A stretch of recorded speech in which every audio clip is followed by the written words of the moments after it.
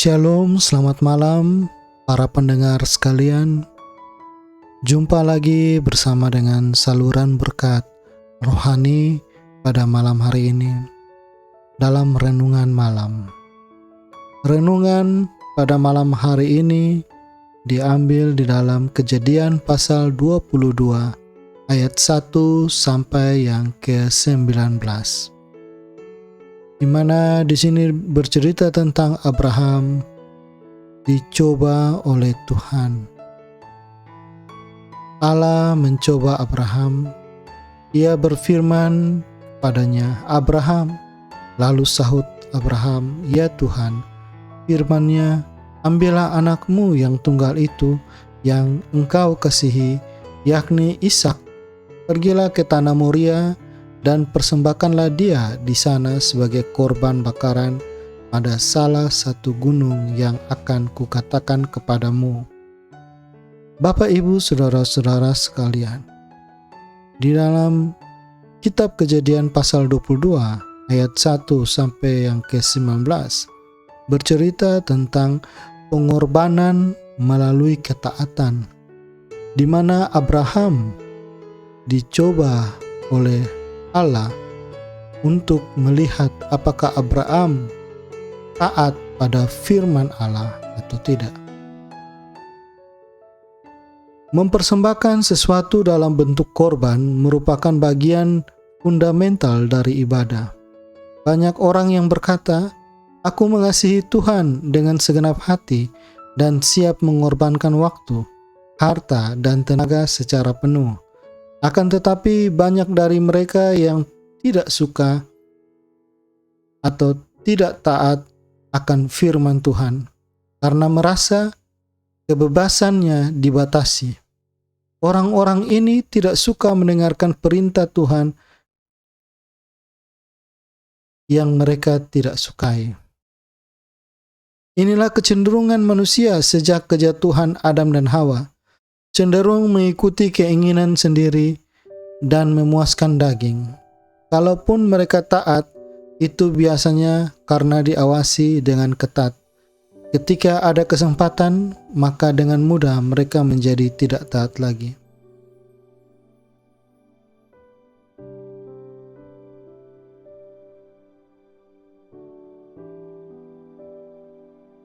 Para pendengar pada malam hari ini, kisah Abraham yang memberi korban dengan penuh ketaatan akan perintah Tuhan merupakan suatu contoh di mana kita bisa belajar untuk memberi korban yang menyenangkan hati Tuhan. Pada malam hari ini ada 3 prinsip dalam memberi korban yang menyenangkan hati Tuhan. Yang pertama adalah mengenal Tuhan yang benar. Prinsip yang pertama adalah mengenal Tuhan yang benar. Mengenal Tuhan tidak hanya mempunyai pengetahuan intelektual atau informasi tentang Dia dari orang lain atau media, melainkan mempunyai hubungan pribadi yang intim dengan Dia, sama seperti hubungan yang paling dekat dalam hidup. Allah meminta Abraham untuk mengorbankan Ishak setelah semuanya itu terjadi. Artinya perintah ini diberikan kepada Abraham setelah Abraham berjalan bersama Allah, melihat dan mengalami sendiri perbuatan-perbuatannya yang ajaib, serta merasakan kasih setia Allah. Dengan mengenal Allah, akan lebih mudah bagi kita untuk memberi korban dan mentaati perintah-perintahnya. Karena kita tahu bahwa Allah tidak merencanakan yang jahat buat kita, melainkan untuk melindungi kita dan memberkati kita, anak-anaknya. Prinsip yang kedua adalah mengasihi Allah. Tuhan Yesus mengajarkan bahwa kasih merupakan perintah yang terutama. Mengasihi artinya melibatkan seluruh kehidupan kita, yakni hati, jiwa, pikiran, dan kekuatan. Maka kasih bukan tentang apa yang kita rasakan saja, tetapi apa yang kita pikirkan dan lakukan. Mengasihi merupakan dasar dari semua perintah. Kata tergantung di ayat 40 menyatakan segala bentuk korban kepada Tuhan tidak akan berguna apabila tidak didasarkan pada kasih. Kualitas sebuah pengorbanan ditentukan oleh motivasi apa di balik semuanya. Karena tanpa kasih, maka pemberian korban menjadi suatu tindakan yang munafik. Ishak adalah anak yang dikasihi Abraham. Tetapi Abraham lebih mengasihi Tuhan.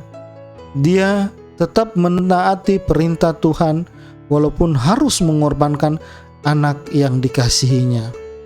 Siapa yang lebih kita kasihi? Suami kita, istri kita, anak-anak kita, benda-benda yang Tuhan berikan, atau Tuhan itu sendiri yang kita kasihi? Sehingga menjadi suatu perenungan kita pada malam hari ini. Apakah kita ketika memberi korban, memberi karena mengasihi Allah, atau kita lebih mengasihi hal-hal atau orang-orang yang diberikan oleh Tuhan? Tuhan adalah sang pemberi berkat itu. Sehingga marilah kita dekat dengan sang pemberi berkat, yaitu sumber segala berkat. Prinsip yang ketiga adalah berani membayar harga. Makin kita mengerti arti pengorbanan, maka kita makin berani membayar sebuah harga yang mahal untuk berkorban. Karena pengorbanan harus dibuktikan dengan suatu harga yang harus dibayar. Apakah itu penderitaan, tekanan hidup, penolakan orang, bahkan kematian? Abraham berani berkorban dengan membayar harga, ketaatan dan kepercayaan penuh akan janji Allah kepadanya. Allah yang akan menyediakan anak domba untuk korban bakaran baginya. Ketika di dalam Kejadian pasal 22 ayat yang ke-8, ketika Ishak bertanya, kita sudah mempunyai kayu, kita sudah mempunyai pisau, kita sudah menyiapkan api, di manakah anak domba yang kita persembahkan itu, Bapak? Lalu Abraham menjawab bahwa Allah yang akan menyediakan anak domba untuk korban bakaran baginya. Akhir dari kisah ini sungguh indah, Bapak Ibu Saudara-saudara, para pendengar pada malam hari ini, bahwa Allah bersumpah demi dirinya sendiri kepada Abraham bahwa Dia akan memberkati Abraham berlimpah-limpah dengan keturunan yang sangat banyak juga. Oleh karena keturunannya, semua bangsa di bumi akan diberkati.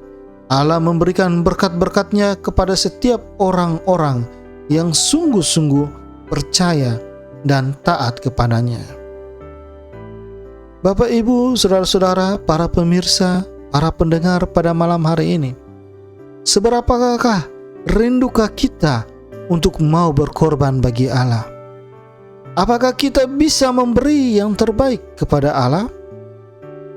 Dan apakah halangan-halangan untuk memberi korban yang berkenan kepada Allah? Ketidaktaatan membuat pengorbanan yang kita berikan tidak berkenan bagi Tuhan. Pengorbanan yang berkenan bagi Allah artinya membayar harga untuk menuruti perintah-Nya, karena kita mengenal dan mengasihi Allah. Para pendengar sekalian, demikianlah renungan singkat pada malam hari ini, dan kita akan menutup dalam doa. Mari kita berdoa. Bapa di surga, terima kasih Tuhan buat malam ini. Tuhan telah memberkati setiap kami, Bapa, dan kami boleh belajar tentang sikap taat Abraham dalam mempersembahkan korban kepada Engkau, Tuhan.